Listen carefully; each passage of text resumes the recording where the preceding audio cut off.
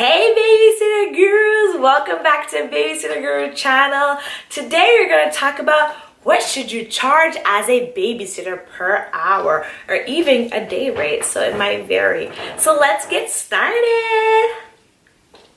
Okay, so today we're going to talk about exactly what to charge while babysitting. This could either be a day rate, this could either be an hourly rate, or this could actually be a weekly rate. So it all depends. So we could dive in there even more. So it's kind of like a longer, more in-depth topic in which I am glad to kind of give you advice on.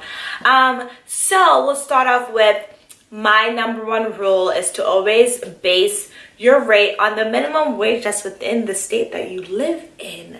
Okay, so the minimum wage kind of gives you a standpoint in where and how much you should charge when babysitting. So it all varies depending on that. So it always depends on the minimum wage within that state, guys. Okay.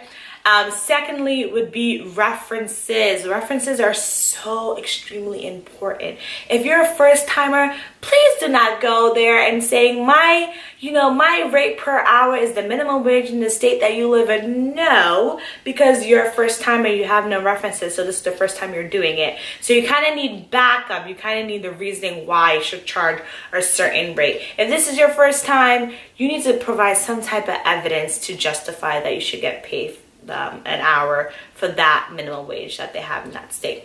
So if you have no references and this is your first time babysitting, you might want to decrease your hourly rate a dollar or two under. Okay, so references are extremely important. When I first babysat, I come from a very huge African family, so we're continuously surrounded by a lot of people, a lot of family, a lot of cousins, nieces, and nephews who tend to be young. So I kind of had, references for my first time babysitting, references from families that also wrote me like a reference letter. In addition to, before I even started babysitting, I babysat my freshman year of college. So that's my first babysat. But if you guys watched my very first video, I did mention that I was an intern at the Children's Museum in my local neighborhood. So that's kind of where I kind of got started in my exposure to children. That's when I was 15 years old. So those are my references in addition to family references before I started babysitting for the first family. So references are the second thing that I said you should look at before determining your rate. Thirdly would be exactly your experience. Having hands-on experience with children. Believe it or not, whoever you're babysitting for, whether it's the parents, the guardian, it's kind of hard for them to put their full trust into someone they don't know like that, to care for that one important individual to them, which is their children, their child.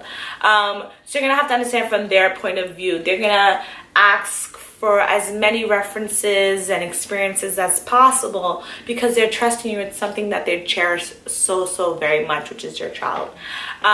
So having any type of hands-on experience with children.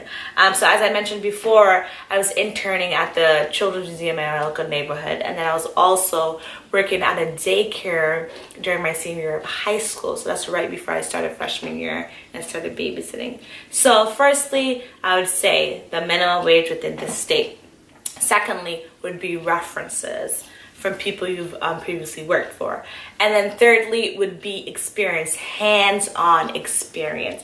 Every child is different, so they'll react to you very differently, okay? So just be cautious about that. Fourthly would be whether or not you're commuting, so how you're commuting there. So you could be commuting there whether through a car or through public transportation. So I drive there, so I also take that into consideration in my rate, how much I spend in the mileage and the gas and stuff like that, and especially if you're driving the kids around, you also have to take that into consideration, because when you're driving them around, you have to fill up your tank, and kind of you need money for that to drive them around. So also considering if you're going to be driving and on your form of transportation to the home and back. I would say fifth, it would have to be your personality. Your personality has to vibe well with the child. One thing I highly recommend is doing a first time session with them one-on-one, roughly like 2 hours, to see how you interact with the child. And that's something that parents tend to do. So they could also base the rate off just those 2 hours that you have with the child one-on-one. Okay, so for example, I did this with the first family I started babysitting for.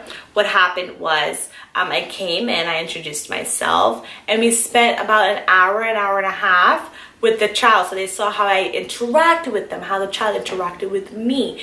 Children tend to pick up your vibe, your personality, your body aura.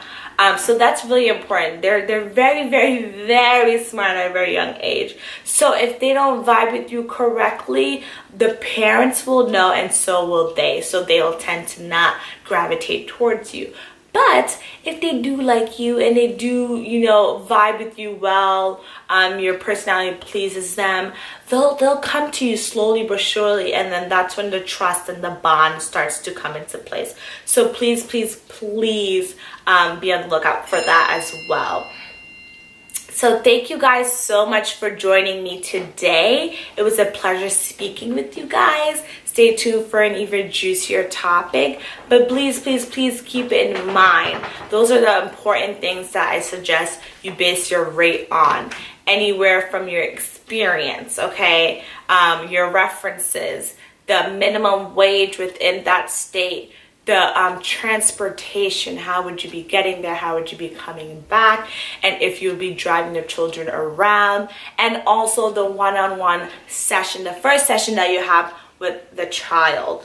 So they could also base on that. And also, I totally forgot to mention to you guys, if the time of the day, I don't know if you guys know this, but just based on the time of the day, you all know if it's later in the night and the parents are going out or the guardians are going out and they need you to stay overnight, that's definitely a time where you charge even more. Okay, staying overnight, it's more money. Okay, so please keep that in mind. If it's during the daytime, you stay at the rate that you guys agree upon. However, if it's later in the night, that substitutes for exactly you charging more. That's something that should be made aware in the beginning, okay? And when you make your rate, if it has to do with you both parties kind of discussing where to meet in the middle, that's something to discuss privately and that you both agree on, okay? So thank you guys so much for joining me today. It was a pleasure speaking with you guys. If you have any questions or if I missed out or anything, please comment below.